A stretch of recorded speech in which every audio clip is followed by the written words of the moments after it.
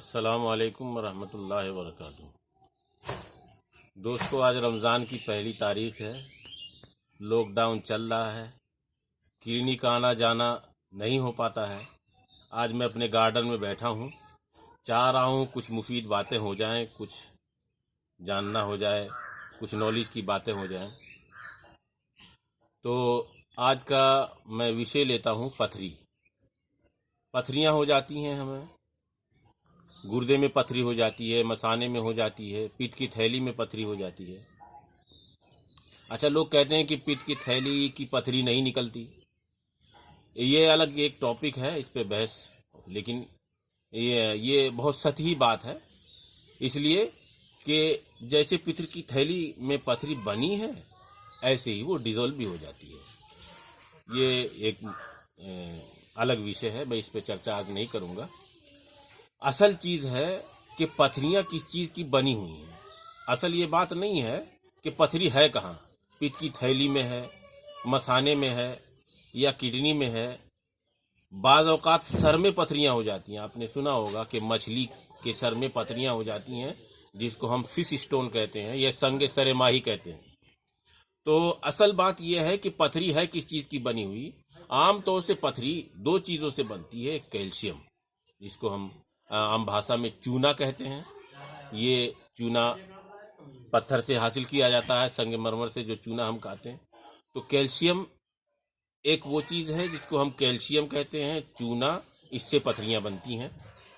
वो मसाने में भी हो सकती हैं, वो किडनी में भी हो सकती हैं, और वो पित्त की थैली में भी हो सकती है। और दूसरी चीज़ जिससे पथरी बनती है वो है कोलेस्ट्रॉल। ये कोलेस्ट्रॉल की पथरी सिर्फ पित्त की थैली में पाई जाती है, मसाने में या किडनी में ये पथरी नहीं बनती है। अब मैं आपको, अगर चाहे वो पथरी कैल्शियम और चूने की बनी हुई पथरियाँ तो और भी चीज़ों की बनती हैं। मिसाल के तौर पर यूरिक एसिड वगैरह से पथरियाँ बनती हैं, लेकिन उमूमन इन दो चीज़ों से बनती है।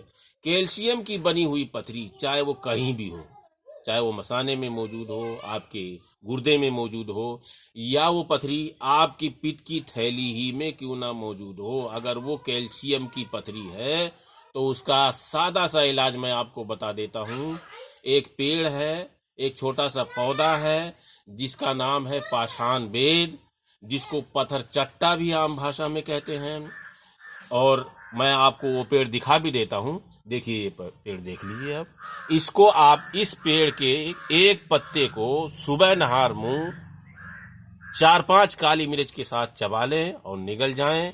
पथरी के साइज के हिसाब से, अगर छोटी पथरी होगी तो 1 दिन में भी निकल सकती है, 2 दिन में भी निकल सकती है, और अगर पथरी बड़ी हुई तो 1 हफ्ता 10 दिन भी लग सकते हैं। मैं आपको पेड़ दिखा देता हूँ।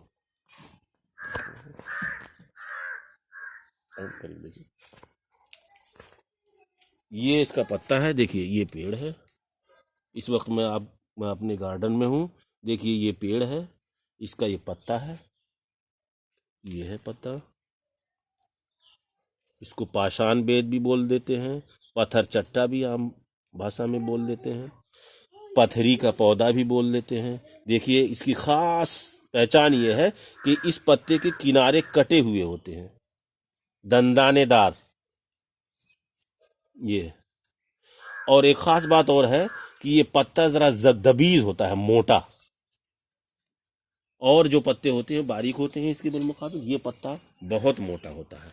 ये देखिए, इस वक्त फूल नहीं आए हुए हैं, लेकिन वरना मैं फूल और फल भी दिखा देता।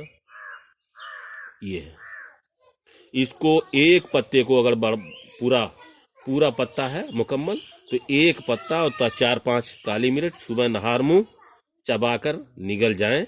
और अगर छोटा पत्ता आपको दस्तयाब है तो 2 पत्ते, और बहुत छोटे हैं तो 3 पत्ते और 4-5 काली मिर्च सुबह नहार मुंह चबाकर निगल जाएं। छोटी पथरी होगी 1-2 दिन में, नहीं तो 8-10 दिन में पथरियां बिल्कुल साफ हो जाएंगी, चाहे पित्त की थैली में ही क्यों ना हो। लेकिन कैल्शियम की पथरी साफ होगी, कैल्शियम से बनी हुई। कोलेस्ट्रॉल से अगर पथरी बनी हुई है तो उसका दूसरा इलाज है। कोलेस्ट्रॉल से बनी हुई पथरी का इलाज दूसरा है, जिसको मैं दूसरी वीडियो में डालूंगा इंशाल्लाह।